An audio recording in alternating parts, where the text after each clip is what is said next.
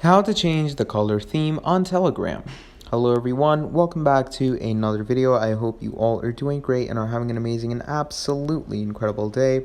I bring you back with yet another video, and in this video we're going to be talking about how you're going to be able to change the color theme on Telegram in the easiest way possible. So to do this, what you're going to do is you're going to go over to your settings, you're going to go into the search bar, and you're going to write color. And once you do that, you get two things: set a color and color theme. So I'm going to go on color theme. And as you can see, you can change your color themes as so. And then there's chat themes as well. There's chat wallpapers that you can change, and it all depends on whatever you want to go with.